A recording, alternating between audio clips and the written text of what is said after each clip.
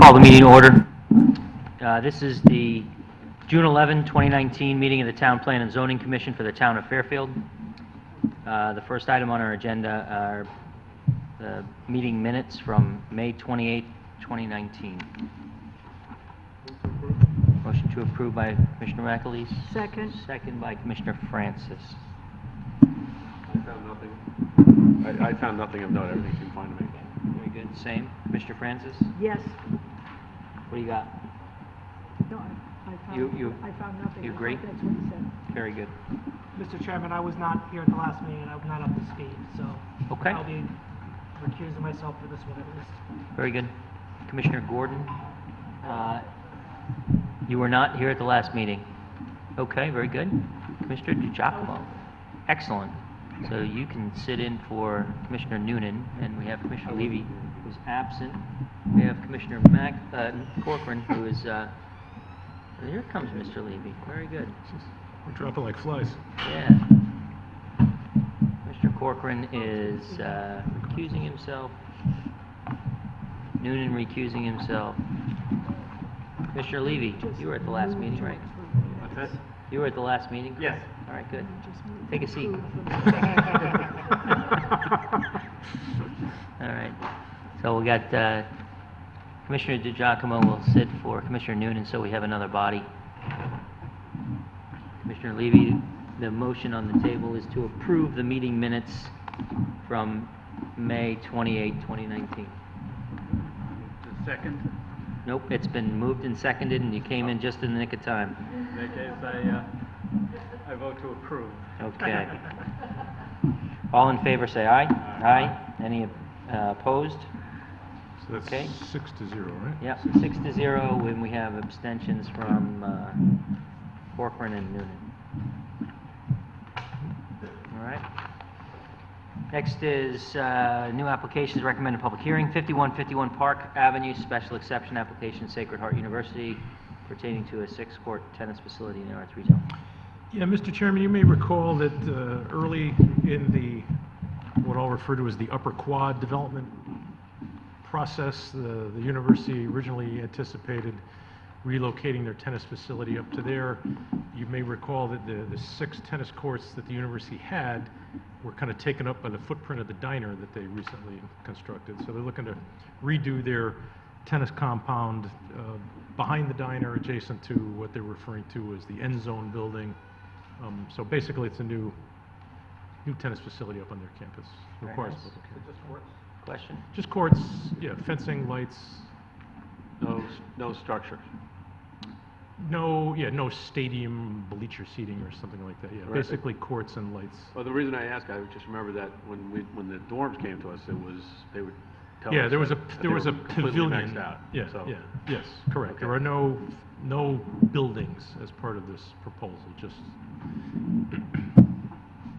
Move to public hearing?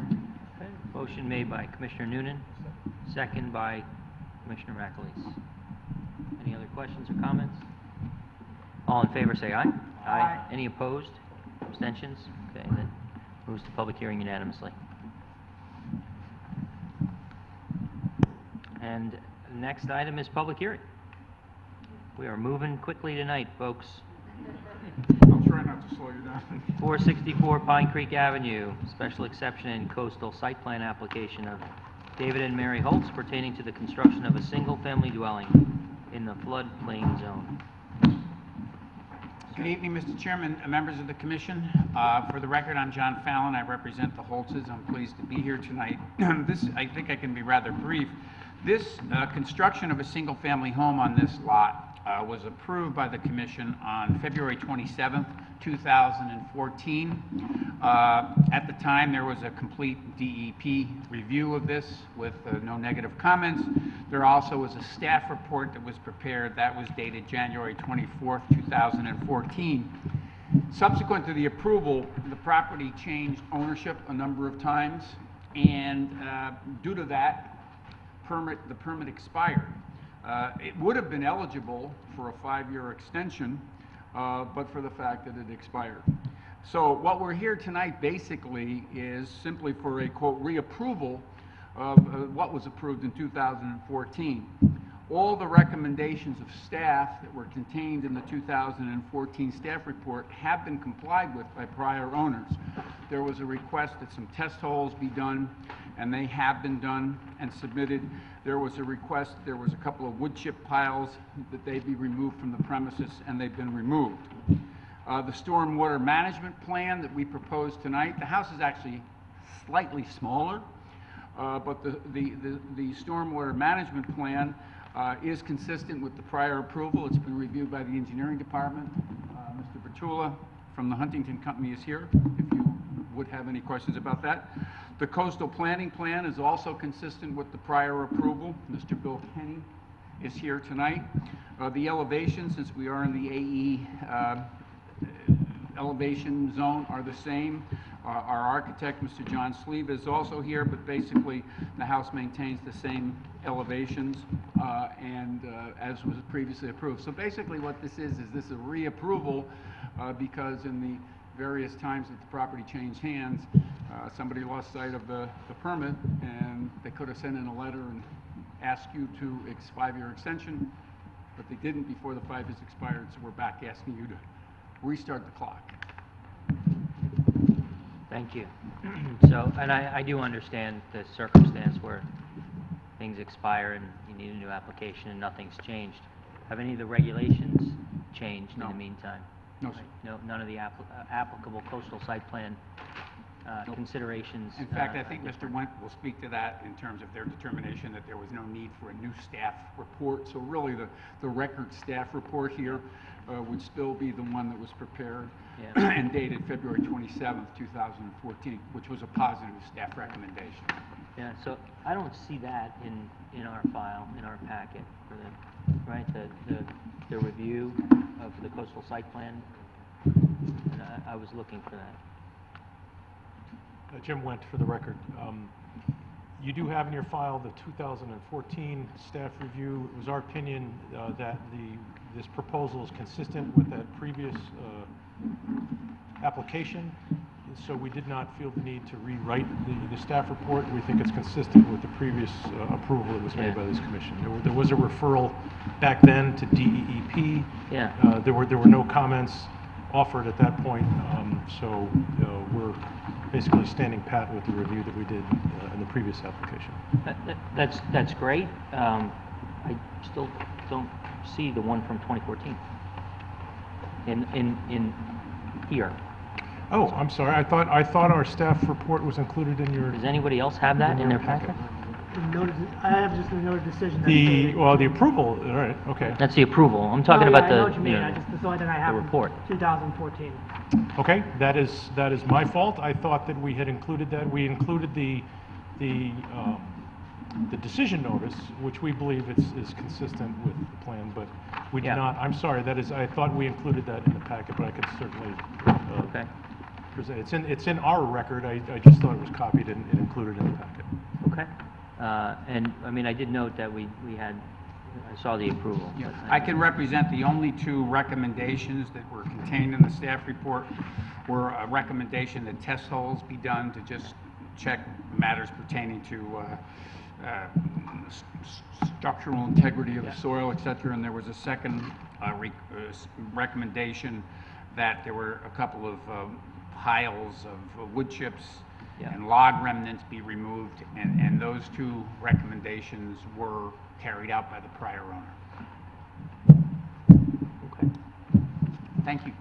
Thank you. Does anybody have any questions for Mr. Fallon or any of the folks? Yep. Commissioner Corcoran. Just out of curiosity, looking at the map, the site plan doesn't go to a street. The site is accessible from Pine Creek Avenue, and it's a rather nice long driveway. It's a unique lot. It's out in the middle, but it is 464 Pine Creek Avenue, and it accesses from Pine Creek Avenue. And was there a house there before? I mean, because there's a turnaround, an existing turnaround, and a new turnaround, and one after another. There was never a house there before. This will be the first dwelling. But that driveway exists already? There is a driveway there already, yes. I suppose it begs the question, what did the driveway go to? I don't know, to be honest with you. I just want to answer the frontage Mr. Wet? question, if I may. Yeah. Mr. Corcoran is correct, there's no direct street frontage here. This dates back to a subdivision that was done in the late 80s, where there is a private road extension off of Pine Creek Avenue that serves as frontage back at the time when private roads could satisfy the frontage requirement. Our subdivision and frontage regulations have changed since that subdivision was approved, but there are two adjacent lots that share that access. This lot was part of that subdivision, just never built upon. The lot was actually approved, the subdivision was approved in 1992, as referenced in your staff report, and that was recorded, so it's a valid building lot. Thank you. Thank you.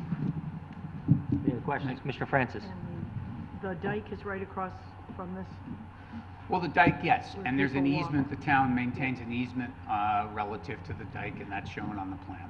And is there any parking on this private, is it still going to be a private road? Yes, and there's no parking.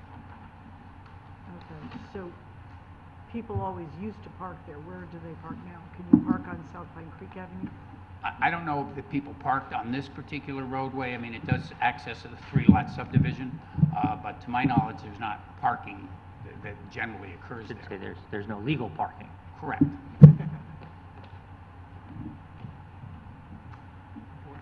Okay. Anyone else? All right. Thank you, Mr. Powell. Thank you, Mr. Chairman. Thank you, members of the commission. Any members of the public wish to be heard on this? No? Okay. Hearing none, I will close the public hearing on this item. Next is 2425 Morehouse Highway Special Exception Application of the Town of Fairfield pertaining to the construction of a new clubhouse and cart barn facility at H. Smith Richardson Golf Course.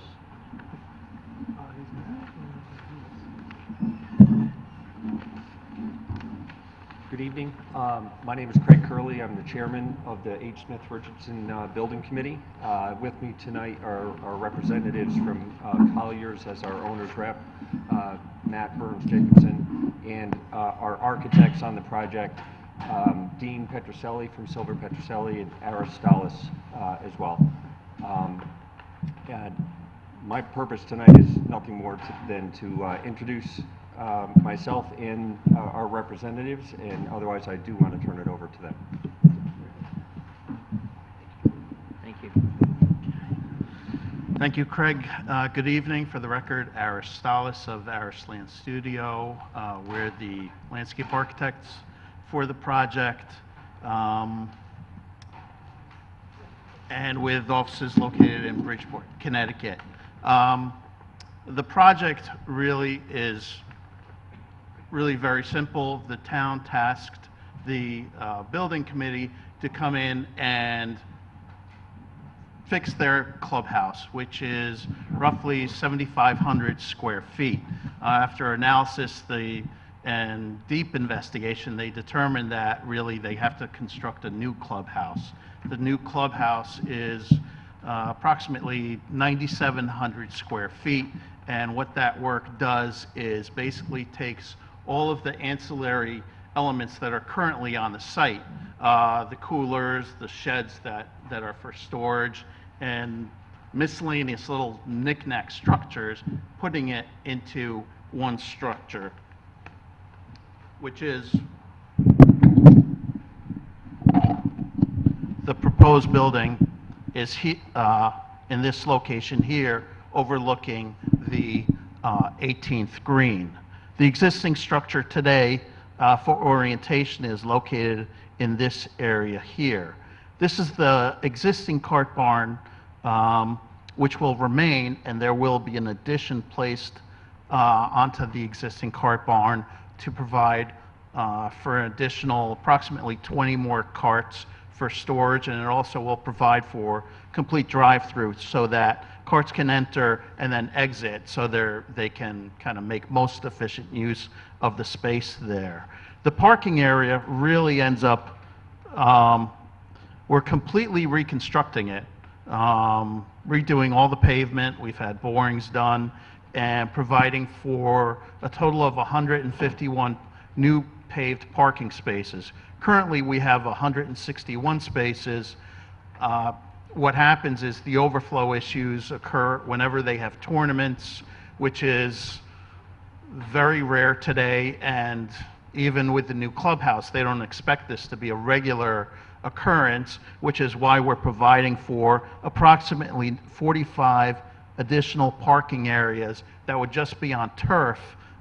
It's unstriped so that you can accommodate close to 190 to 200 vehicles if that need should arise. What's the calculation for required parking for the improved structure? I didn't memorize that, sorry.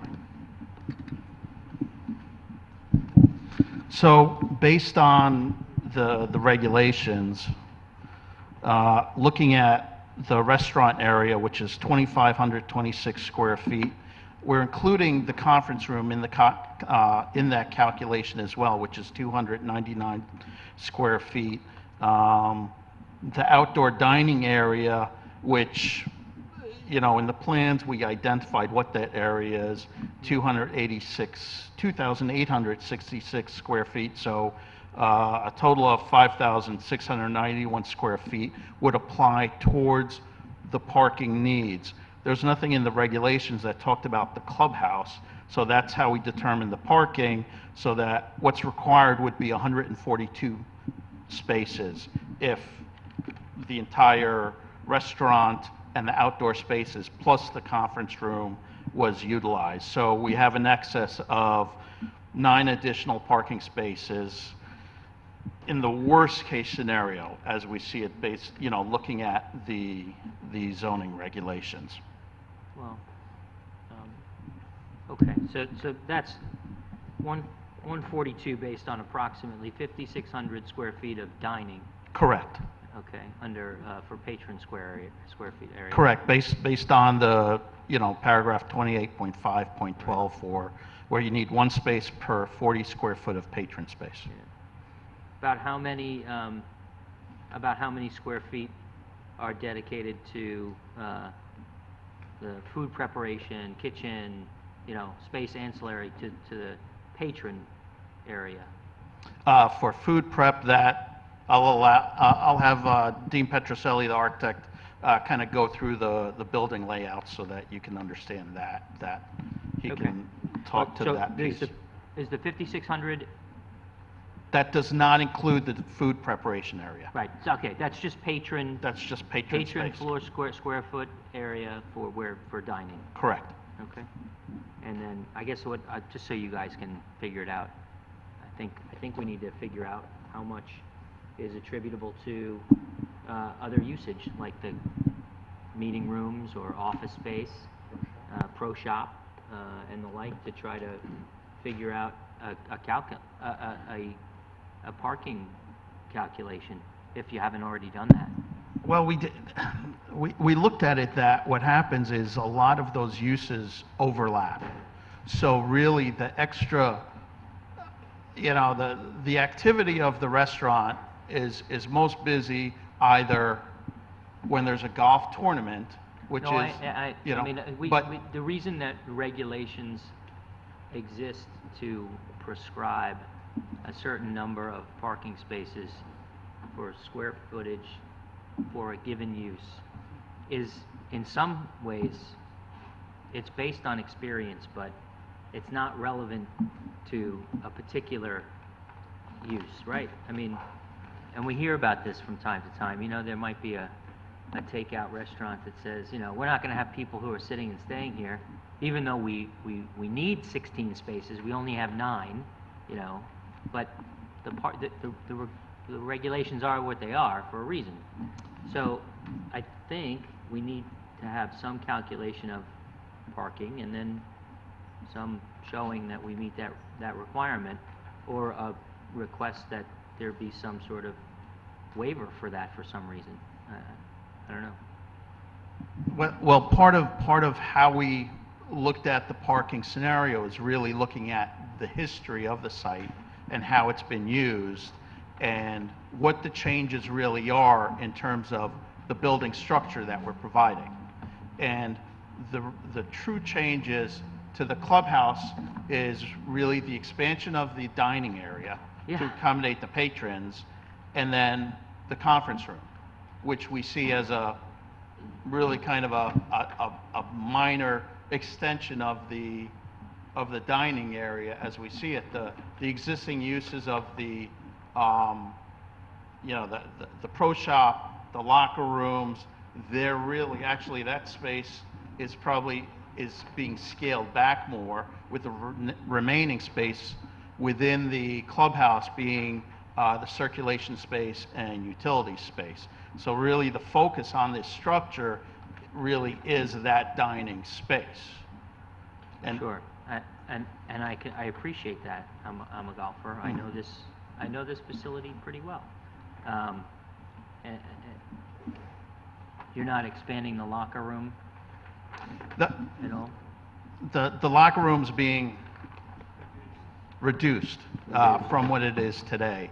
And then in the part of the clubhouse, they're providing bag storage in the expanded cart barn, because today that's how it's being used, where bag storage is within the locker rooms. So we're taking those lockers out and moving that bag storage into the cart barn, trying to make the most efficient use of the spaces. So really the locker rooms they're reduced, they're balanced to provide equal services to both male and female attendees of the golf Sure. course. Well, they didn't store golf bags in the locker room before. Yes, they did. They did? Yes. Oh. Yeah, that was kind of it was a nice big, locker, and it was perfect for the bags. So that was kind of what happened. And part of the work that we did was, one of the things that we heard from the start was get rid of the smell. I mean, the sanitary system had issues. We investigated the system extensively, cameras, had inspectors. We found the existing system is only utilized 40% capacity. So we expect that system to last many years longer. That's great. Part of the package did include drawings if we ever did have to build a new system, where that would go, and that's drawing B100 that was prepared Sure. by the civil engineer. So if it was only 40% utilized, what was the source of the smell? There's two sources. One, immediately outside the clubhouse, the way it was set up was that your manhole basically, in essence, is right at the door. And we're eliminating that by one, we're going to be placing that, there's going to be,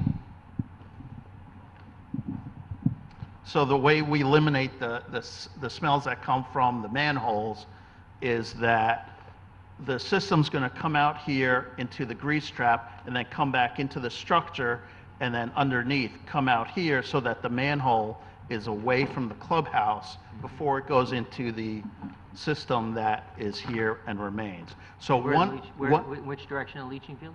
the leaching field is right here. Okay. So we're bringing it from the clubhouse out to here to a manhole before it goes into the chambers and into the leaching field. So one is we're moving the manhole structure away from the clubhouse. So that's one source of the smell. Two, the second source of the smell was, everyone concluded it had to do with the indoor plumbing system, and that the lack of traps, that it was basically coming right back up through the system. So that's, by replacing the clubhouse, we're eliminating that smell. Okay. As I said, the drainage areas here, we're constructing new infiltration areas in front of the fourth tee, minor one near the first tee, between the third green and the new pathway here. We're expanding the existing practice green in this area, eliminating the two smaller ones that were there. So in essence, trying to create a much more efficient use of space. We're not touching any of the the golf course holes, all of that, we're completely staying away from that. The utilities, we're maintaining them, the existing water service, gas service. The town installed conduit for new electric service to bring it underground. That work hasn't been completed, so we're going to basically capitalize on that, eliminating the overhead service that's there today and having all electric service underground coming in here with a new transformer located in this location here. This is the outdoor patio, of which a good portion of it will be under the roof structure of the clubhouse. And again, just kind of so you understand, this is the restaurant space here, and then this is kind of the working piece of the clubhouse with the pro shop and the locker rooms. And that's kind of a, I'm sure there's questions, but I'll turn it over to Dean to talk about the architecture in more detail. Great, thank you.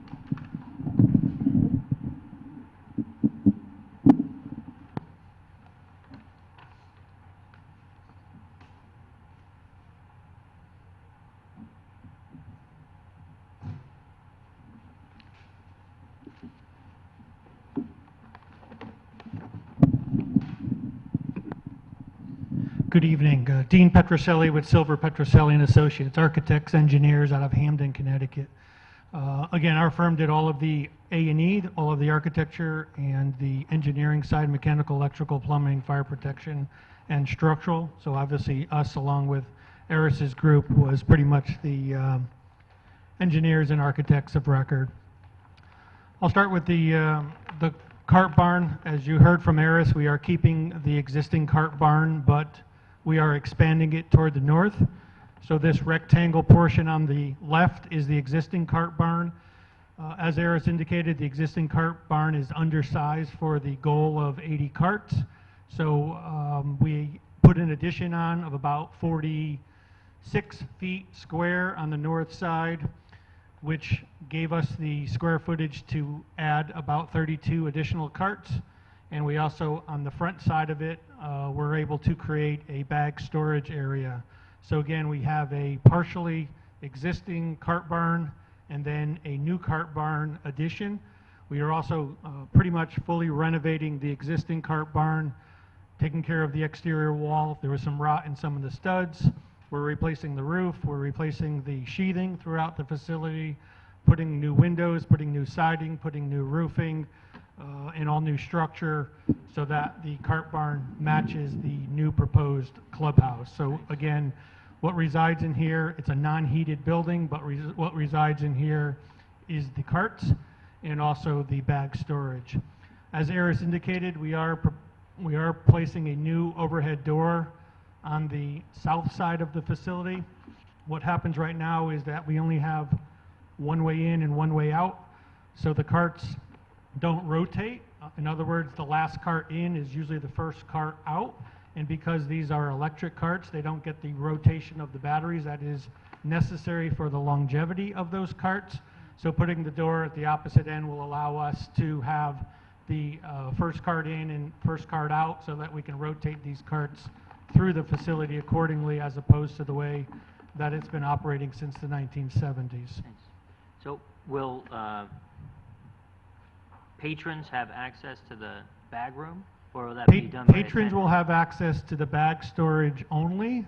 The cart area will be maintained by personnel of the course. So the public will not be allowed in the garage portion, but they will be allowed in the bag storage. That's Those are intended to self-service. be rented long-term bag storage for their golf bags. Right, so you enter a lottery, you win, you get a, Correct. a storage for the year. Correct. And And it's that's- just another source of revenue for the course. Sure. Okay. Anybody have any questions on the cart barn? And we can come back to it. All right.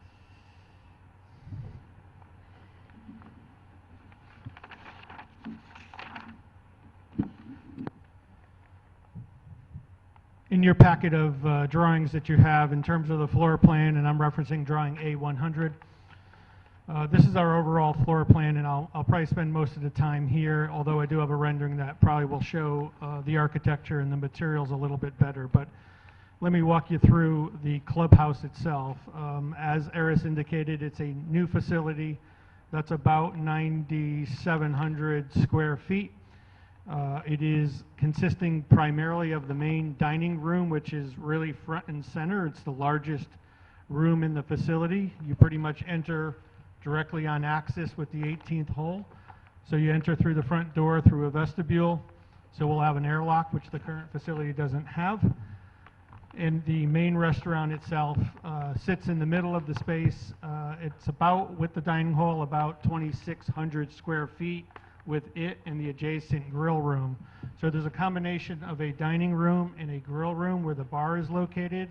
And you'll notice that the configuration of those really creates two separate atmospheres, two separate zones, but they are one integral space in terms of atmospherically. They are connected to each other, but they have their zone, if you will. On the front side of that grill area is the kitchen. This is a full commercial kitchen with obviously commercial appliances. That space is about 1,000 square feet. That resides the food prep area, the freezer and refrigerator, and the dry storage. There's also a small office for the kitchen staff, and all of that, again, sits on that right-hand side of the facility. Directly adjacent to that, we have some toilet facilities. We actually have what's called a family toilet room because this is a public assembly facility, and we need to provide a family unisex accessible facility that includes not only a sink and a toilet, but also a shower.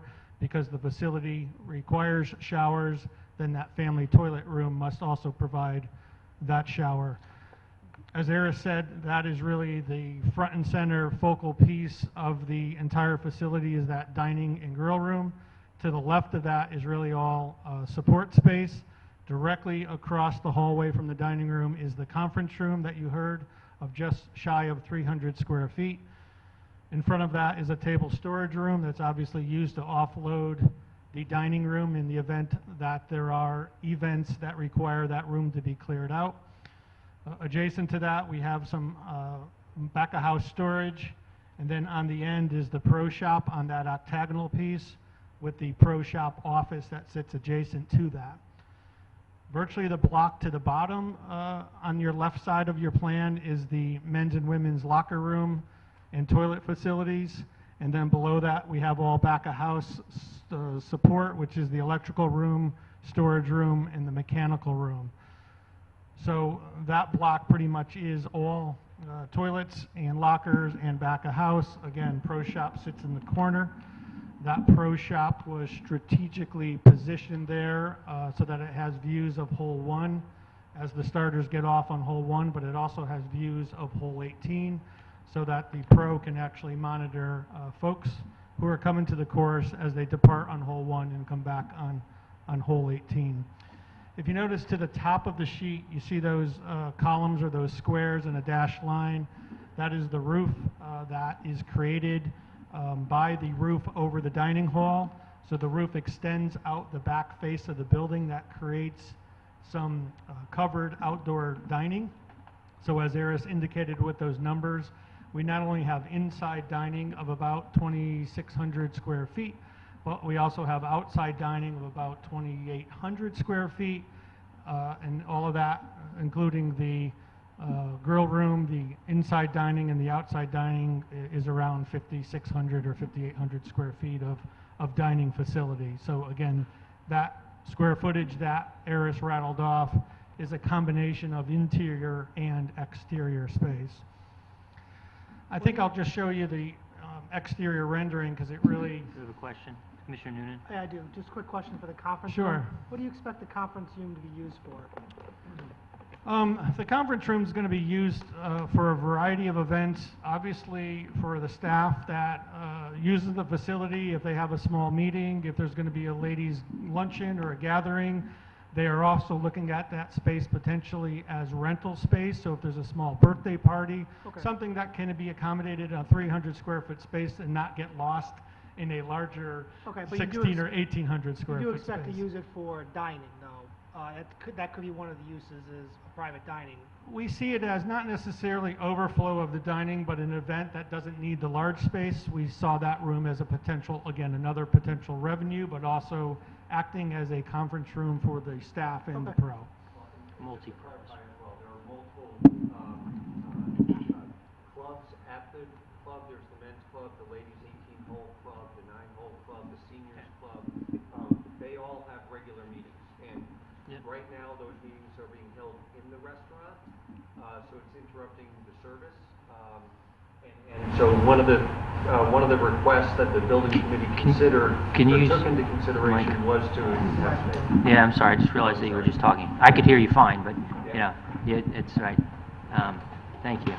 I'm No, sorry. you're raising very excellent points, and it's important for the record to reflect. Yeah, so when the building committee was formed and asked to take into consideration all the different uses, one of the items on the list was space where the men's club, the ladies' club, the seniors' club, the different clubs that use the space who have regular monthly meetings, they could meet in a place that's not interrupting or intruding on the restaurant or vice versa. Right, so That's they the primary purpose. Okay.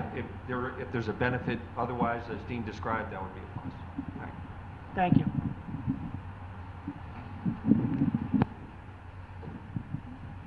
We don't hear this. No.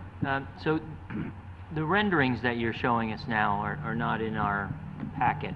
Are those part of the file here, Mr. Witt? You have, you have elevations, correct, and not this one rendering. And again, I can get you copies of this if it's needed, but I thought this was probably the best way to just describe the materials. But yes, you do have elevations in your packet that I can surely flip to if you want to. But I think this picture Well, kind of I mean, says, my point was not that you couldn't use it, but that if you do use it, there should be a copy filed in the file. understood, we can get you a copy for the files. Thank you. Great, thank you. So this is a view from virtually from the 18th hole, let's call it the back view, although this building doesn't really have a back or a front, but obviously we typically think of the front that faces the parking lot, the back side of the building that's going to face the 18th green. So as you're coming back off of the course, this is really the view you're going to see of the facility. Again, you can see the center portion, which is that large dining room, is really the most focal or the focal piece of the facility. It's got a large clear story monitor on the top of it that's going to drive light into that space. Again, it's not a large dining facility per se at about 1,600 square feet, but it is really the center or the focal point of the facility. I think this view probably shows best how that back roof and overhang and outdoor dining is going to feel and going to look. We've got a series of very large French doors that feed off the back of the dining hall out to that outdoor patio space, so it really is intended to be an indoor-outdoor experience so that patrons can flow and move between the interior and exterior of the facility. There is a fireplace that resides in the corner of that large dining room that you obviously see that stone fireplace coming through the roof. To the left side is going to be that grill room that you saw in plan, and then behind it, facing the parking lot, is where the kitchen resides. The octagon on the corner is obvious as the pro shop that's going to have views out to hole 1, but also views back to 18. These set of doors right there, those triple French doors, are that conference room that we just referenced and just talked about. And then out of view, but behind that octagon, is the back of house of the toilet and locker and mechanical and electrical room. In terms of the materials, briefly, we are talking about virtually a glorified house in terms of construction, so it's all going to be wood framed with stick frame walls, 2x4, 2x6 stud walls, roof trusses to create the sloped roof. So except for one small area, all of the roofs are sloped, as you can see in the rendering. We haven't chosen the final colors with the building committee, but we are anticipating that the roof is made up of asphalt shingles, very much like most of you probably have on your own home. Exterior siding is going to be a hardy cementitious product just for long-term maintenance, but it's going to have the visual effect of a clapboard type siding. The trim is all going to be AZEK, so that it is a non-wood product, but again, it will all have the appearance of painted wood. Right now, we haven't finalized the colors, but right now we continue to show a light, mostly or most likely a white facility with an offset color of trim. The roof color, as I indicated, while we're rendering it in red, the committee will not make that final selection until those shop drawing submittals come in during the early part of construction. But again, in terms of the imagery, you can kind of get a sense of the scale of the facility. It's a relatively low facility. Actually, the roof is just a few feet higher at its highest point than what your current facility is. And again, the high point of this is really just the centroid of that roof monitor over the dining facility, which is just shy of 30 feet to the ridge or the top of that ridge. Again, you see that stone fireplace and the octagon on the side. And again, besides those few elements, this is a relatively low-scale building, and again, not any more obtrusive in terms of its height than what your existing facility is. I have a question about the monitor. Is that been open to the dining area below? Correct. Those windows, there's 5 windows on each side, and then the front side of it is octagonal shape. But yes, those window monitors bring daylight into the center of that dining hall, just as that rear window, that dormer window that faces the 18th green, that is also a actual lit window that's going to bring daylight into that dining hall. Mr. Francis? Can you discuss the firewalls and the fire sprinklers, or is that someone else's responsibility? There are no firewalls because of the area of this facility. It's less than 10,000 square feet, so the assembly space did not need to be separated from any other portion of the facility, but the entire facility is sprinklered.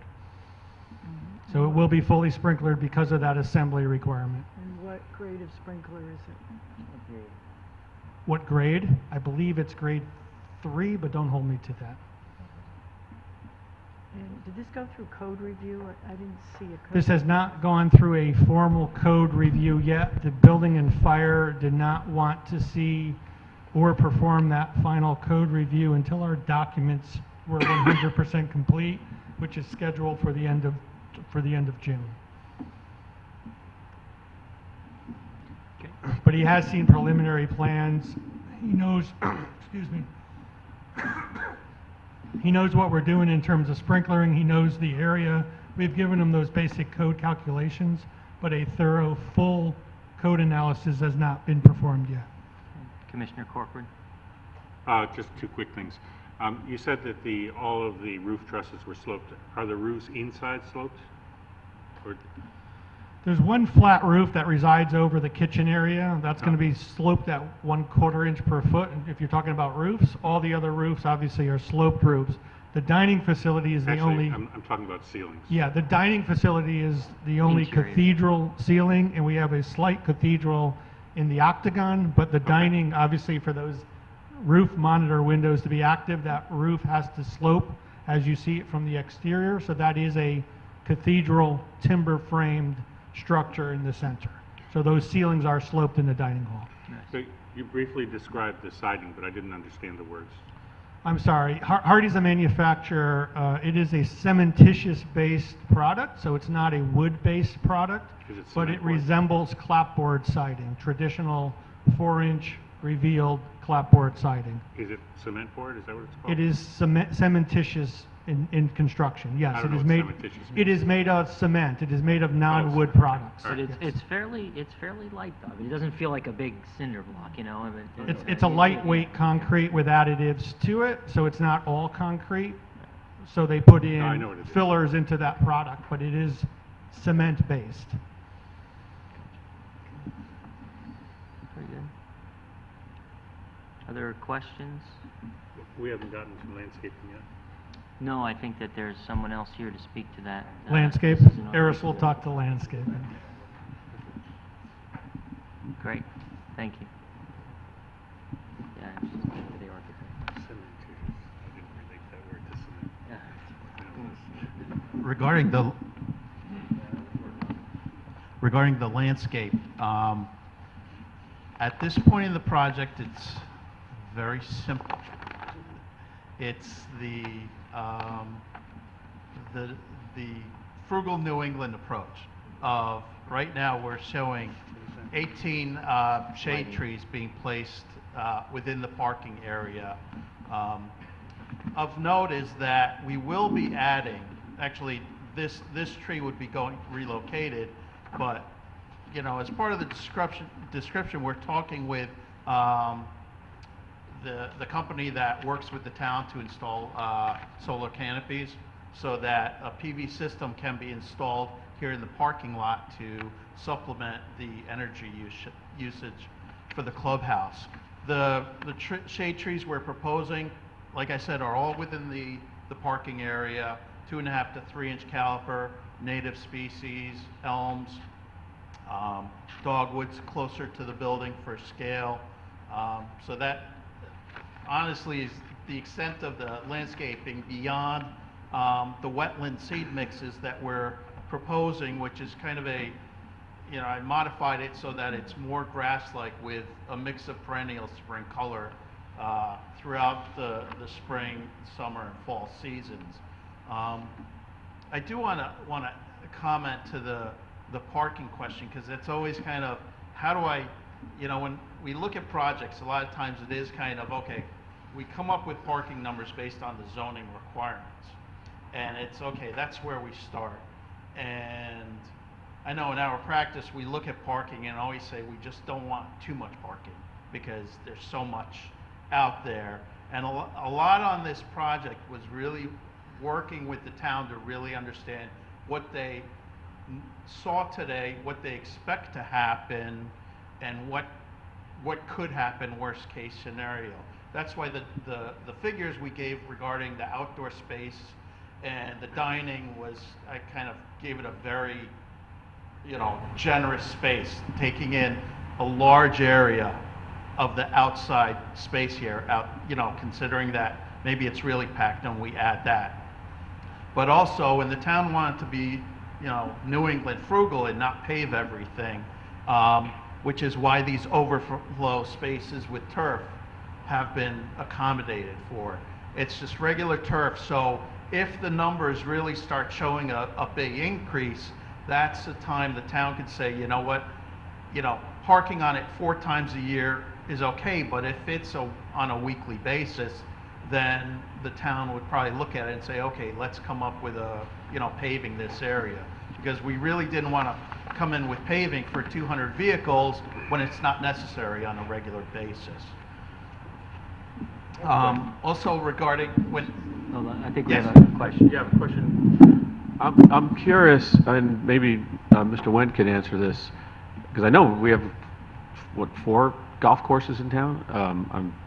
But has this never come up before? We don't have a regulation specific to golf courses? We do have for bowling alleys, I see that in the regs. So how come we're not talking about golfers and the parking spaces instead of the dining? We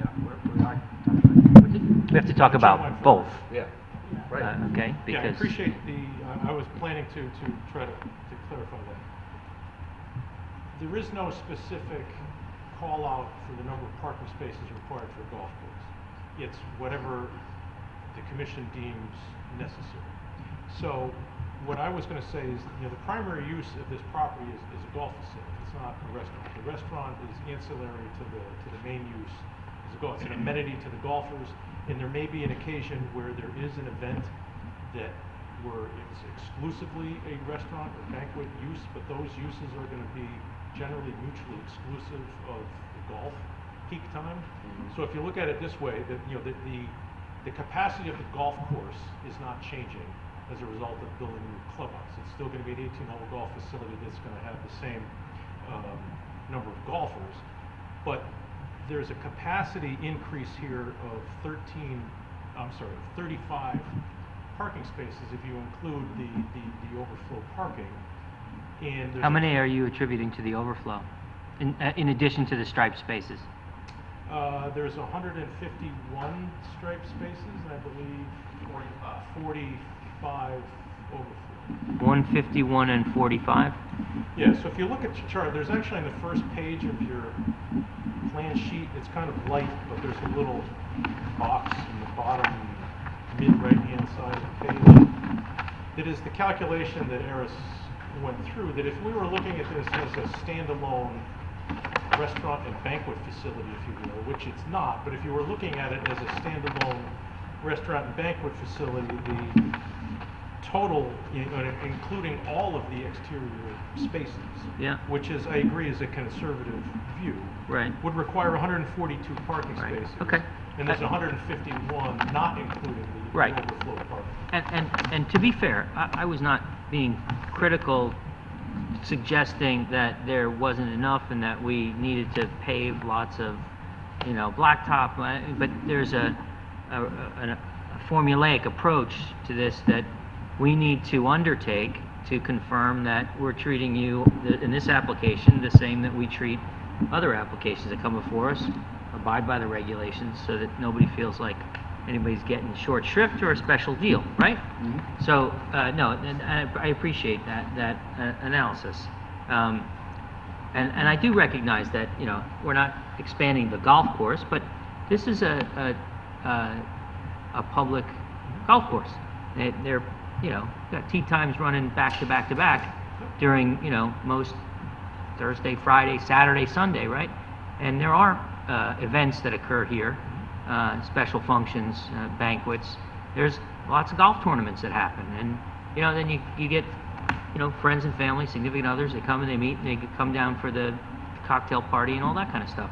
So, I think it's legitimate, and we ought to be taking into account that it's expanded, and basing the calculations on real data. Right. So they've done that in this chart. Where are you with that chart? It's kind of a light colored, on the very front cover. It's kind of. So I can barely see the real writing. That's my fault, So under the calculation provided, they're saying 142 spaces required, 151 provided, and that's excluding the additional I see. overflow parking. Okay. Does anyone else have any questions about parking? I do. Yes, Mr. I wanted to ask about the trees allotted to. Great. Actually, wait, can I understand parking then? Yeah. I just have a question Parking. about that, too. So, what's the existing number of spaces before this construction?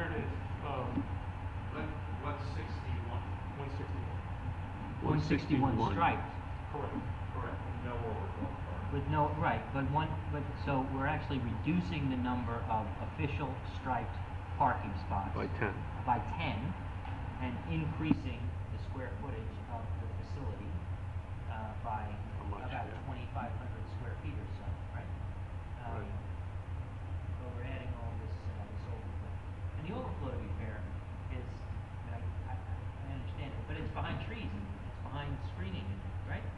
It's actually. Right along the access road. Yeah. This location here is Yeah. adjacent to the access road, so. Which is behind a row of big trees. Well, actually, those evergreen trees, except for the two deciduous that are there, those evergreens are to be removed because they're just really essential. Replacing them? And why are they on the rendering? No. These are actually vehicles right here. These are new trees here. New trees there, but you're taking out the ones on the other side. Correct. Still don't understand why you showed them on here if you take them out. So the access road is the gray thing in Yeah. between the two roads, This is the right? access road coming in one way. Yeah, This would be the backdrop here. Yep. These are all new trees. The overflow parking is, Is here, here, and here. Well, where do you see the Along plum the trees? drive, the overflow parking is along the drive, so even though it's behind the trees, as you noted from the parking lot, yeah, it's clear, it'll be very clear to anyone coming in or out, because people are driving, it is along the driveway before you get to any straight okay. parking. Well, how, will it be denoted in some way, or like maybe laws, a little bit to kind of show that you can park there, something? Yeah, it'll be signed, it'll be, the operations are yet to determine exactly how they're Okay. gonna note it, but, you know, they wanna do it in a nice manner, so it doesn't look like, you know, just. No, that's fine, I just, when I'm coming into a golf course, the first thing I'm not gonna do is drive onto grass necessarily, so. Exactly. And your first thing you can do is look for a parking space. Well, that's true, I mean, it'd probably be a lap around, Yeah. as you said. I think also it's kind of as the course kind of learns to work with itself, they'll see when those needs come up and how they have to sign that. Because we don't want to start adding a whole bunch of additional signs, you know, because people get sign fatigue. I mean, you could put, I guess, my first thought was either logs, so to speak, that are off a little bit, to say, you know, there's a barrier for them. I mean, there's plenty of ways to do it. I don't think I'm gonna tell you how to do it one way or the other, but as long as there's some initial demarcation, to show that that's an overflow. I had a question about parking. Continued parking or a different subject? Continued. Well, I'm still not sure about, I know we used to have Well, 161 existing. Correct. So I don't play there, so how crowded is the parking lot on a That's typical where I was weekend in the going, summer? was- Like what are people fighting for spots? Are they double parked? That's Are where I they? was going, thank you. So that I can address. The current parking lot is actually very similarly configured. So the drive. Yeah, just bring it up to you.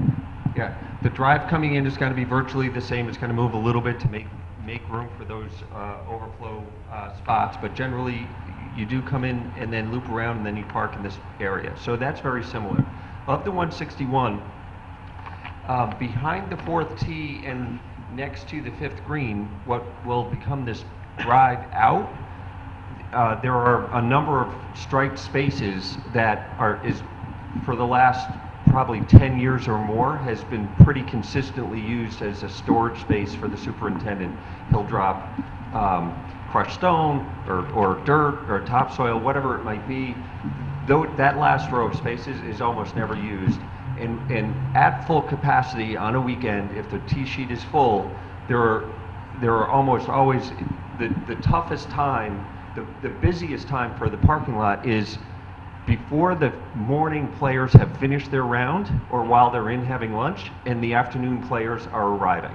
So that's the peak for the parking lot, and there are almost always on any given weekend, even with the superintendent using that space, a dozen or more spots available. Okay. So conservatively, 140 are probably used max.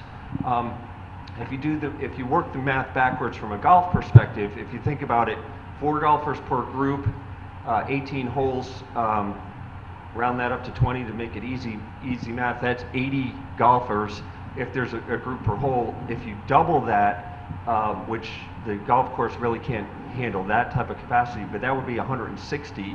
And then if everybody drove their own car, the max would be just under 160. But it just doesn't get that full. Okay. That's perfect, yeah. All right, good. Very good. Any more parking questions? One more. Commissioner Francis? Parking lot, did the town engineer ask for impervious parking at all, or did you just decide asphalt?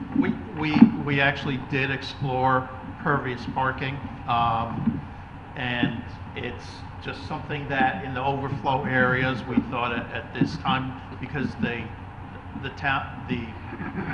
commission and the committee, I'm sorry, literally spent hours, and they're like, we just don't see it being utilized that often, so they removed that from the project.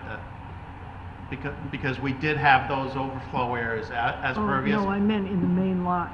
In the main lot, we did actually look at pervious paving, and we eliminated it because it was a cost issue.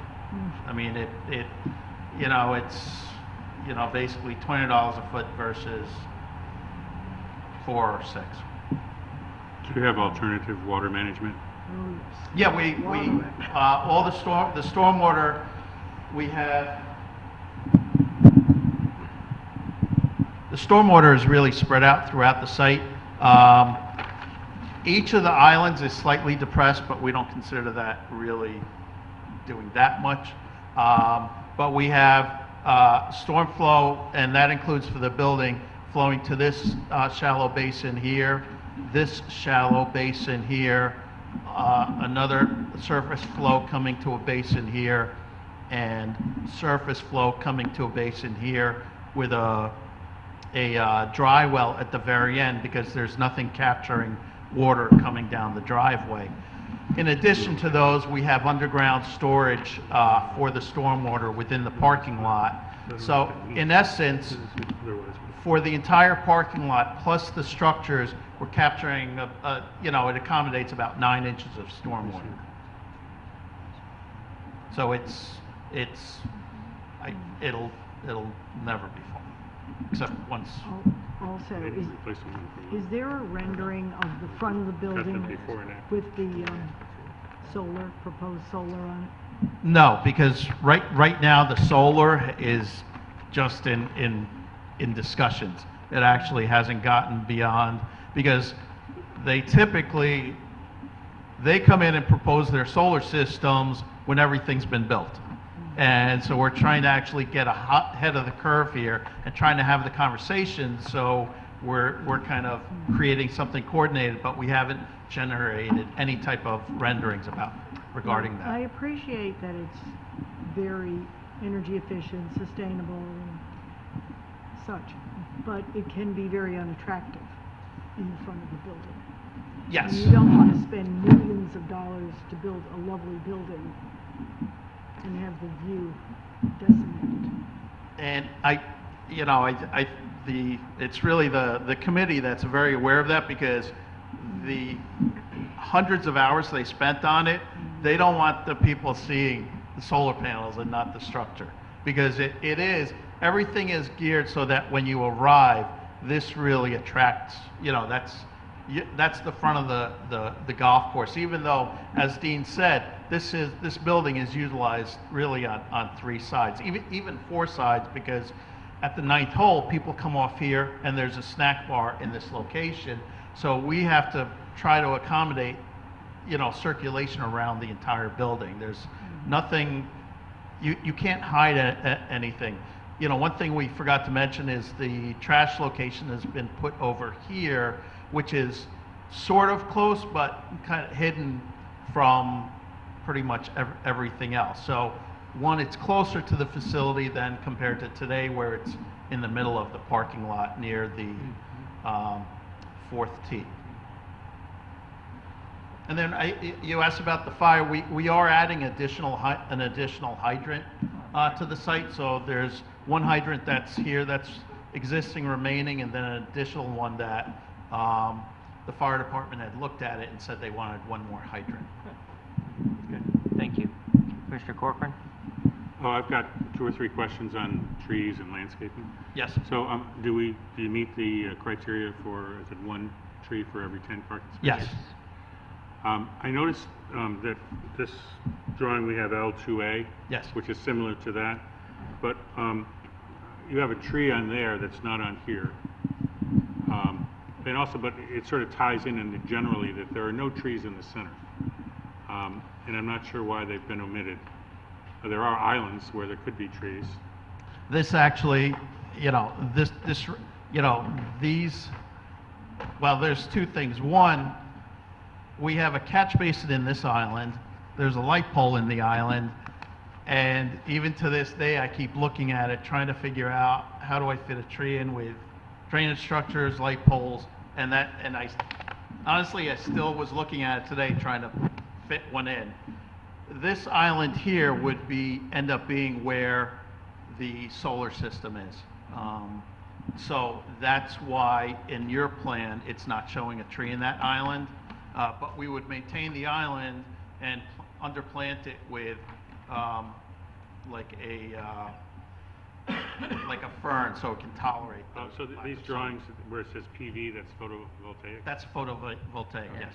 Now, if I could just interject right there, in the inland wetlands permit, one of the conditions is that you show elimination of curbing and regrading to invert islands in the parking lot with trees for runoff collection. Yes, And it seems like the inland wetlands permit requires you to have trees in inverted islands for water collection. We are inverting the islands, you know, for the stormwater collection, yes. With trees. This is with trees. With trees. I mean, we'll clarify that to make sure we comply with all their requirements. But that's when we get into the whole solar PV system, suddenly there's like this. Would this solar PV system be a roof? Is that what we're talking about? It would be a canopy system similar to what, the way it is installed at Ludlow High School. Yeah. So from, Not building mounted. So it would be basically, you have, you know, piers supporting the PV system, okay. basically through the center of So I have one a of the couple islands. couple more questions. So, I mean, one of the purposes of having the trees is to have them all over the parking lot. This doesn't have them all over the parking lot. I mean, that's the point of it. Well, one of the things, you're right. I mean, I would generally add a lot more trees. The solar orientation here was one of the reasons I added more trees on this island, just to make sure it kind of That's what is I- shading this area. So are we, I Yes. mean, are we here to approve the solar plan? Because I saw forgive me for jumping in, but I saw the lighting plan here. Shows carport with fixtures. What we're trying to do is trying to plan for everything that's being looked at on the project. And the town still hasn't signed any agreements Well, we have to- with the solar company. We have to approve something that's fixed, not flexible.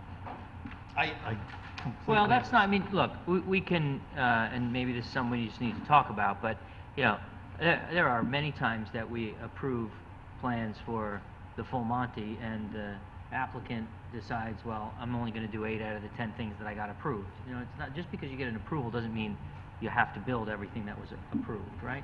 But but you have a valid question about whether we are supposed to consider the plans as they're before us with these carports in the parking lot with fixtures and the placement of the trees as they're identified on the site plan. And I mean, that's what's being put in front of us for approval, and that's what I think we need to consider, unless you guys are telling us something different. No, I can clarify a little bit about the discussions that have gone towards the PV systems and the coordination that Aris was talking about with the town DPW group and this particular project. Clearly, the intention was for the building committee to work with the architects, whether it's landscaping or the building itself, to be energy efficient and efficient in every way that we can affordably be.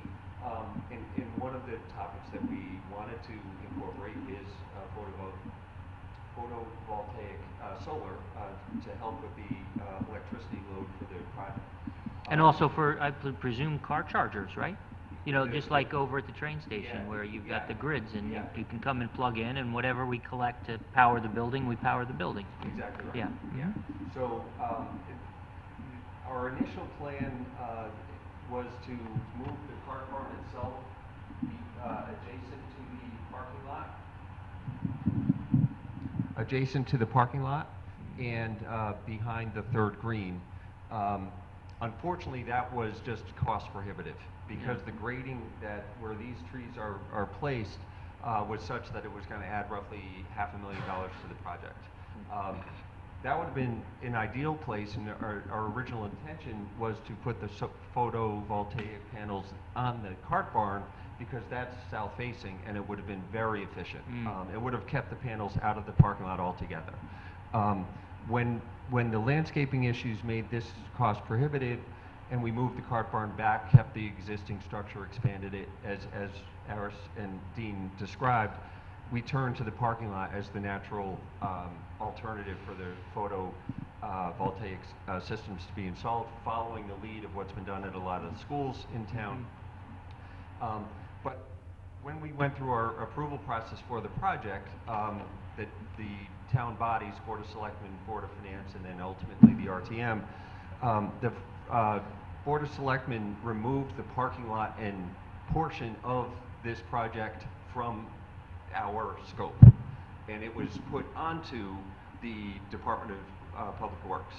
Well, they removed it from your budget. From the funding, From- correct. yeah, So right, now we need to right. work with them in a coordinated fashion, and the town, both Joe Michelangelo and Ed Bannon, I believe, they do that for the town on a lot of these projects. So we've been talking to them and coordinating and trying to be inclusive for this application as to what's going to occur here. So you need to work with DPW to come up with a plan for the parking lot that fits within a budget that gets approved by the Board of Finance, and that might include carports with photovoltaics, it might not, it might include trees, it might include Well, like... certainly the expectation is if the solar was not part of the equation, what the committee talked about, what we talked to Aris about was filling the islands with the trees, as you indicated. I think what Aris tried to lay out here is the allowance for space that will allow us to accommodate these solar stanchions and still make sure that we're meeting the minimum requirements or exceed them on where the quantity of trees. Right. But they're not necessarily going to be able to go in every island because some of those islands will be occupied. I understand everything you said, but I just want to point out that the trees right now, 1/3 of the trees are all crowded over on the entry road and not in the parking lot. So they are adjacent to some of the spaces, but they have lots of shade over there. Also, you haven't done anything about the unmarked, The what? The what? the unstriped spaces. The overflow spaces. You don't have any trees for that. If we're going to count those, I mean, I think Commissioner Cork, you make a good point, you know, if we're going to count those as spaces, then those have to go into the consideration of the shade trees and parking lots. You know, then that's, if that's a parking lot. It's completely a reasonable request to Yeah. beef up the tree plantings. One of the inland wetlands requirements is that the plans, when we submit them for the building permits, includes one tree for every, one replacement tree for every tree removed. We saw that. And as we're going, literally, we're trying to go through and preserve as many trees as we can, remove the trees that should be removed because they're diseased and just in poor condition, which is why what we did near the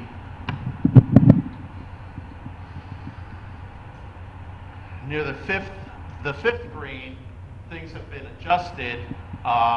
They reflect retaining a lot of those trees that are adjacent to the parking lot today, even though it drops off quite a bit and the roots are exposed. But a lot of these trees, I mean, literally a month ago, we were removing them and we made changes to preserve those trees. So, so the 3 islands there that have no trees. Now, so, first of all, on the upper island, there's a tree there that's not on this plan that we have. You have a tree right here on that front. Correct. That's actually this island, and what we did was I showed the PV system as in those plans to the best that we could understand it, and in conversations with the PV installers, they would only install it only in one island, so that this one island where there's a tree shown in this plan, not on yours, we would just have the island with, say, ferns in it. They would not have 2 rows of a PV system. Oh, not like this. So Not we have- like that. It's yeah, not like that. basically, the whole PV system keeps kind of moving. I see. And so we're trying to give you as much information as we can without coming back and say, oh no, there's 2 systems. Well, I understand all that, but I just want to say Yep. what's there, so it's Yes. on the record. All right, so you have 3 islands there.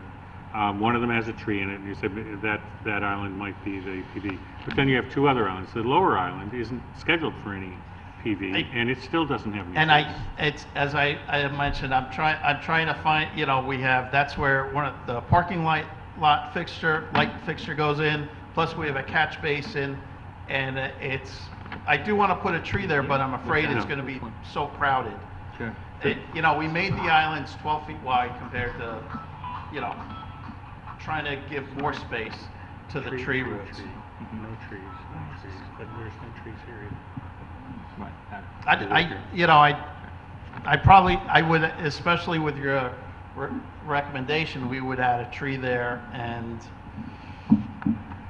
you know. Well, I mean, I guess from my point of view, if the photovoltaics don't go in, it'd be great if they went in. If they don't, though, then we've got a parking lot with no trees. Then as I would look at that, if the PV system does not go in, making it a condition of approval that trees go into the islands. Okay.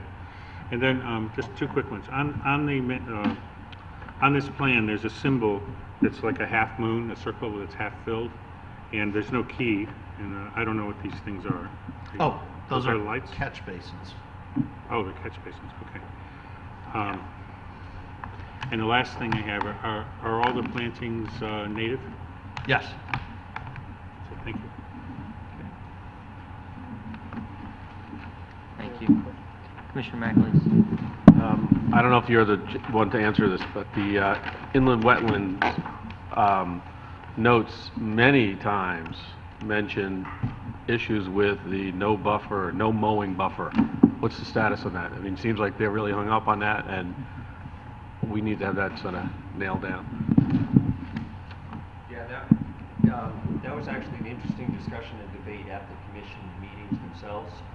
The department, Conservation Department, was reacting to a couple of different inland wetland permit applications that were well in advance, or well before this building committee was formed, or frankly, they weren't applications that this building committee were party to. And they were applications that the golf operations for the town of Fairfield went through years ago. So there was actually a debate in the discussion about whether those department recommendations would even apply to our application. And it was an interesting discussion, and ultimately it was really on this golf superintendent, which is not party to this project at all, and the director of Parks and Rec, who oversees all of the golf operations and ultimately will inherit this when this is done, to make sure they were on board with the conditions that were being asserted on our project. They really weren't for us to agree to, although we had no issue with it. We think that it made sense, but ultimately we made sure that superintendent and the director of Parks and Rec were both in agreement with that, and we made sure that the Conservation Commission understood that we weren't the parties to be in agreement, although we did agree with it. We wanted to make sure that the right people were saying yes to that. There was a vote actually by the Conservation Commission to perhaps consider removing those conditions from our application because of that fact pattern. But we made it clear that we were okay with those conditions, and ultimately, if the superintendent doesn't mow or does mow these areas that are restricted and should be have signs that say no mow, and if they do in fact mow, they have to go and dredge ponds along the Grace Richardson area that's on the other side of the property. So, but that was all agreed to. Yeah. And interestingly, the application is, it's not just the town of Fairfield, it's the town of Fairfield Golf Building Committee. And, you know, the area in which you're proposing construction doesn't include these no-mow areas, right? Those are on other places around the golf course. And that was the point that the chairman of the commission, Conservation Commission, pointed out, and there was a discussion about it. And They still apply, right? I mean, they're still valid, conditions that apply to the golf course, but sure, it's not. Yeah, I mean, just tacking on to that, then the only one concern that comes to mind is getting back to the parking with that overflow parking. I guess the same guy riding the mower doing the ponds is the same guy who's going to be maintaining that strip, and they don't seem to be doing their job the right way, and want to make sure that, I don't know what maintenance of an overflow parking area requires, but we're hanging a hat on having that as parking, and what are they gonna do to it? Is it gonna be tall grass where people really can't park, and then they're doubling up into parking spaces, parking on the public streets? Who knows? Right, well. So maybe not for you, but for whoever's watching this. There's a lot there, but certainly the public streets really don't have, it's a narrow road up there. There's not a place to park along the side, so that's not an issue. The issue of, if you think about what was happening with that condition, the no-mow issue, they actually were doing too much work. They were mowing an area and keeping it maintained to the detriment of the Conservation Department's request, so. To your point about it being overgrown, they were mowing too much. Too much, yeah. Anybody else? Okay. Thank you. Next, if you have anything else? That really kind of wraps it up. It's, yeah, as you see, there's a lot of things that goes into this. It's, every time we touched one thing, something else was pushed away, and then the no-mow issue creeped up on us. So let me ask you then about timing. And look, there's a lot of work went into this, so, you know, on behalf of the commission and town, thanks for all of your effort, right? You were volunteer on the committee from town, so all you guys well, you were paid, I'm sure. All right, so thank you. No, thank you all, but thank you for your time. You know, it's on behalf of the, you know, residents, this is important. It's a beautiful golf course. It's going to be a beautiful facility, but in terms of time, there's a number of things I think we need to think about. In terms of timing, if we don't meet in 2 weeks and we don't get to this until the meeting after that, how does that impact your schedule?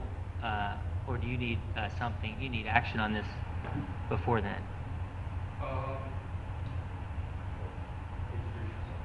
Yeah, for thanks. the record, Matt Burns-Jacobson from Colliers, Yeah. working with the committee as the owner's rep. So in terms of timing, as Dean had mentioned, we're really pushing through in terms of documents. Design documents are set to be complete at the end of June, at which point we've already started some initial conversations with the building department, Mr. Connolly. So we really would like to, we are on a tight long-term schedule here, and we're looking to meet with the building department basically as soon as those construction documents come out to start some more in-depth preliminary meetings and review of the building code side of things, so we can be working through those at the same time as our last round of estimating.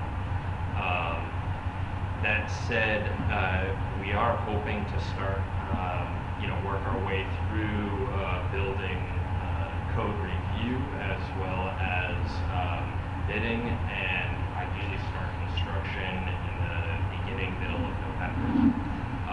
So really to make sure that we continue on the same pathway and minimize as much as possible impact to golf operations, we'd appreciate if the commission would, if you couldn't meet next week, then, 2 weeks from now, then at the very latest, the meeting after that. Right. Okay. Understood. Thank you. Any other questions from anyone here about that? No? Okay. Anything else? I think if there's strong concerns about how the PV system comes in and how that impacts the site, if that was somehow a condition that we come back and present how that canopy is installed and how that works. That's the other way to do it, and that's what I was thinking, was that we simply review, look at this X photovoltaic and carports and, that stuff, and if we are inclined to approve, the plan that way, then if you find the money and the town wants to do the other thing, you can do it before you construct it, revise the plan, or, after the fact, right? I mean, that's a, then you're planting trees and you're doing the whole thing, to your point, it'd be better if we all knew exactly what we were going to do and how much money we had and a final plan for us to consider. But, okay. All good? Anything else? Any other questions up here? I feel the code review. Mr. Francis? Reviewing the code review is important for our commission. I would Okay, like to well, we review can, that. we can talk about that in a moment when we think about how we're going to approach this. But in terms of the application and the public hearing, any other questions about the proposal? No? Very good. Any members of the public wish to be heard? Yes, ma'am. Come on up. How are you? I'm very well. My name is Kathy Politano, Kathy with a K from the town?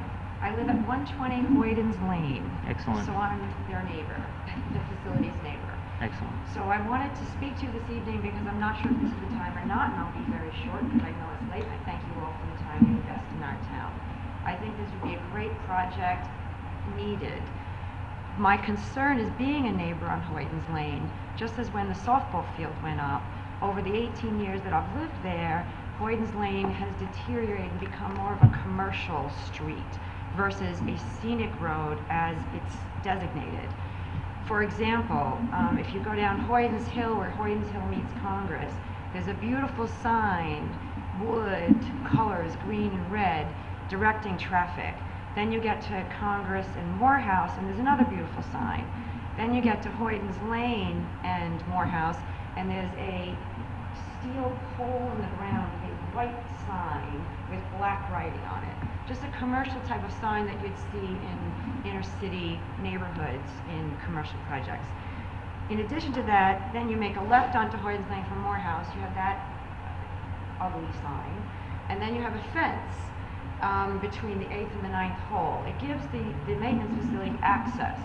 But the fence has got to be, I don't know, I've lived there 18 years, I think it's at least 40 years old, with a big chain link on it. It's just obtrusive and ugly. And when you talk about planting all the trees and beautifying the facility itself, it'd be great if you considered the neighbors along Hoydens Lane. So carry on forward, then you get to the maintenance facility. We see nothing but crushed stone, dirt, cars, various tractors, mowers, all sorts of the necessary equipment to run the facility. But can it be hidden by trees and landscaping just to try to keep the scenic road Hoydens Lane used to be when I moved there 18 years ago back to the beauty that it has the potential to be?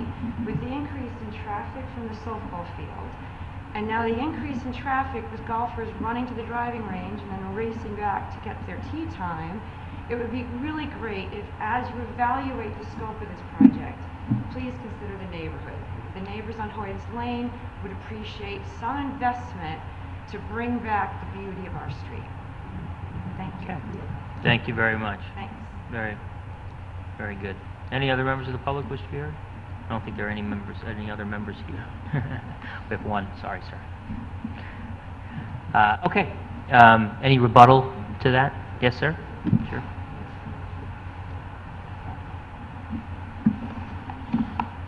So, Craig Curley, 109 Lakewood Drive, Fairfield. I don't know if... Are you now back up as the applicant or as a member of the public? I have insight that I think would be relevant, and I don't know if it's officially a rebuttal or if I am a resident in offering input. So I'll follow your direction as chairman as to... That's an interesting one, Mr. Wynn. I called for public comment, nobody else came up, so I closed public comment and now went back to the applicant for rebuttal. Are you going to address the Hoydens Lane issue? I was going to address some of it. As rebuttal, that's what I thought. Okay, very good. So, obviously, I think that the building committee has tried to be very respectful of the residents' requests, the different leagues and Parks and Rec and the Golf Commission as this plan has been put together. As a former chairman of the Golf Commission from 2009 to 2014, I'm very intimate with the golf operations themselves, so I am familiar with a lot of what you spoke to. And I know that during my time on the Golf Commission, I believe you did come to the Golf Commission and ask the Golf Commission to remove the chain link fence behind the 8th green that ran out to the stop sign at the corner. And without much debate or objection, very quickly it was agreed to take that down because there was really no purpose for that chain link fence. Where it was left is only the driveway that allows access. Where there's a stone wall, there was no need for a chain link fence. But I do believe that a lot of your questions and concerns relating to the maintenance shed or the small section of chain link fence that blocks the driveway along the 8th and between the 8th and 9th hole, those could be brought to the attention of the Golf Commission and the Golf Operations and Parks and Rec. And I think all of those things could and should be addressed. I just don't know that it's germane to this particular project. Sure, and that's a very articulate response and appreciated. Seems like, as you just recounted, she's tried that before. With success. Yeah, and with some success, right? And maybe there's more effort there that can be undertaken by her or other neighbors to get more action. But we've also got this in front of us with a site plan and the opportunity to, make that part of the deal. Sure. So we'll food for thought, and we'll consider, the public comments as well as yours, and we appreciate that. Yeah. So, okay. Anything further? All right. Excellent. And so with that, I guess, no, I'm sorry. Well, I'll close the public hearing on this item. All right. And then if I could have a motion to go into executive session to talk about the matters we heard tonight. Motion to go into executive session by Commissioner McAlee, second by Commissioner Noonan. Any discussion or questions on that? All in favor say aye. Aye. Any opposed? Those who would be absent. Sorry, a hearing? We would consider it at our executive session if we were able to. It sounded like the applicant also might be willing to wait until the following one, in which case we could cancel June 25th, and so. I suggest we discuss it now. Okay, so we have somebody, we have Commissioner Corcoran suggesting now. The easy one is Pine Creek, I think, is an easy one that we can discuss and maybe vote on today, because, Use your mic. I mean, Thank you. Pine Creek seems like an easy one we can discuss today. By all accounts, it seems like as he said, a reapproval. And literally it sounds like everything's the same. As far as regulations, as far as the application itself. So that one we can easily do today. It's a matter of the golf course, I suspect. That's the one where, yeah, we can go out 4 weeks, but maybe not helping them in doing that, though they seem to be accommodating us in that respect.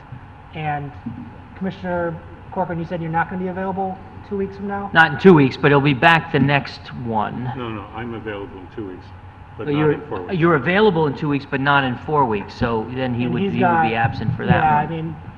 So it would be the three of you guys, who wouldn't be around the next meeting. Right. 25th is the next meeting, and I know Commissioner McAlee's, Commissioner Levy are... Is your mic on? What's that? Is your mic on? Can't hear you. Yes, it's on. Okay, thank you. I just couldn't hear you. I'm happy to talk about both. To be frank, I'm happy to talk about them all at this point. I know there's some moving parts with the golf course, so we may talk about it for the next half hour and decide not to take action tonight, but I think it may be worth, considering where everybody's schedule is, it seems worth at least to be talking about the golf course if we have some time. Do you have feedback on that, Mr. White? Well, in terms of timing, again, the 25th is our next meeting. The meeting after that would be July the 9th. Yeah. In speaking with the committee, July 9th would not be problematic for their schedule. They wouldn't want to go beyond July 9th, but they could work with July 9th if that's the date. But again, I didn't hear what was discussed while you were talking about in terms of the availability of other commissioners on July 9th versus the 25th. I likely will be available tonight. I didn't realize it was then. I thought it was earlier. Oh, so you will be around on the 9th? I'm pretty sure. Oh, that's fantastic. Who here is not going to be available on the 9th? Anyone other than, well, now, not even you. Anyone? Unless something comes up, I expect to be available. Right. Okay, all right, so, yeah. It's good to know. I mean, aside from Right. what you may or may not do tonight, we've got are lining up a POCD discussion for the 9th. So, the more of you that are here, the better. Yeah, that's going to be a But good that's an one. ancillary Right. thing, but it's important for us to know, and we don't want to necessarily roll that out if a majority of you are not going to be present, so. Yeah, no, that's good. All right. Why don't we knock off the Pine Creek? Yeah, I agree. In light of that, let's I'll entertain a motion to take, executive session to consider 464 Pine Creek Avenue. We're already in executive session. Yeah, you've already A got it. motion to approve, I Yeah, guess. you just need to take that up as the next item. All right, Yeah. so Commissioner Corcoran moves to approve 464 Pine Creek Avenue, special exception and coastal site plan application of David and Molly Holtz. Second. Second by Commissioner Was that Noonan. he? We. Christopher? Okay, so, let's see, Commissioner Gordon, you were on earlier, right? So, Mr. DiGiacomo, you're fully up to speed. You were paying attention earlier. Good, excellent. I think he just went to. Oh, is he coming? He just got up and left. Oh, all right, very good. So you're back. So what you missed was that Commissioner Corcoran moved and Commissioner Noonan seconded a motion to approve 464 Pine Creek Avenue. Okay? Yep. All right.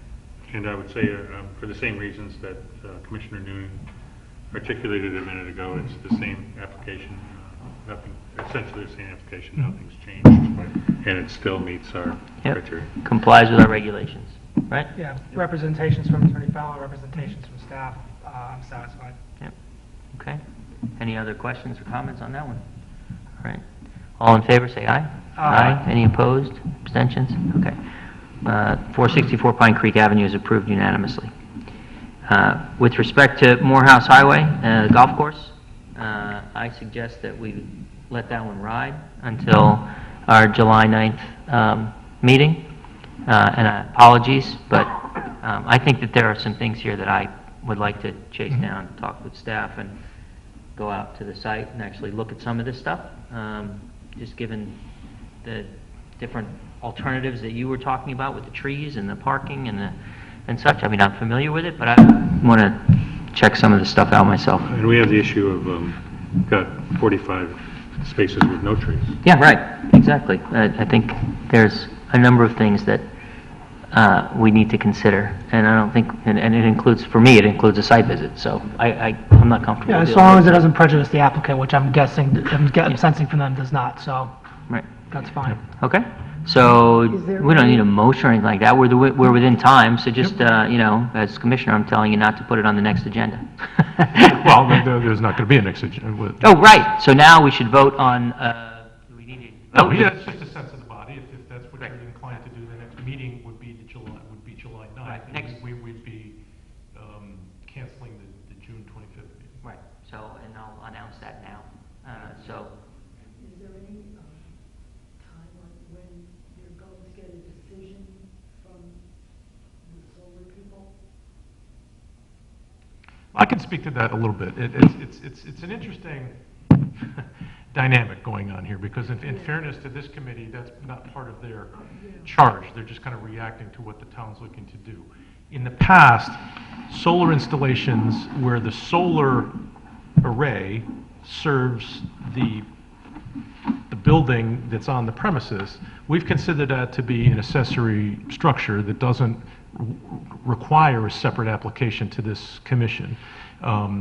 As long as, if it's a solar array that's serving a larger purpose other than the building on which it is, so we treat that as an accessory structure. So if the solar array were not part of this proposal, and they were solely looking to build this clubhouse, and then 3 years later, after the project's done, they decided to put a solar array in the parking lot, that would be a different review. It wouldn't necessarily be an application that this commission would need to review. And I might put a caveat there that to the extent doing so would require the removal of shade trees, which would otherwise bring the parking lot out of compliance with our regulations, then it would need to be reviewed, right? Well, to the extent that that they couldn't make up trees elsewhere to do that, yes, but that that could be theoretically an administrative review. In this case, because the Board of Finance or the powers that be kind of trimmed down their budget, saying, hey, the town could do some in-kind paving here to kind of reduce their budget, and while we're at it, maybe we'll look at photovoltaic. That's kind of out of the hands of the committee. They're trying their best to be responsive and put all their cards on the table to show you what may be happening, but I don't think they have the definitive answer. The question is, will we have that definitive answer by July the 9th? I don't know the answer to that. Well, I would say the likelihood is not. Right. I mean, overwhelming likelihood is that we will not. Right. They're trying to plan for it, but it may or may not occur. Isn't it on the RTM agenda for June 20? I don't know. 5 or 6 of them are. I don't know. There's a bunch on the agenda for, I know, for a couple of the schools in the senior center, but I can double check and let you know. Maybe not this one, right? I don't remember. I don't think this system is finalized to that extent, but I can certainly verify that and let you know. I saw that. Okay. So then, we're agreed, June 25th meeting is going to be canceled, and we'll have this, the golf course on July 9th. 9th or 11th? The 9th? The 9th. 9th, okay. 9th. Okay? Any other business? Then I'll adjourn the meeting.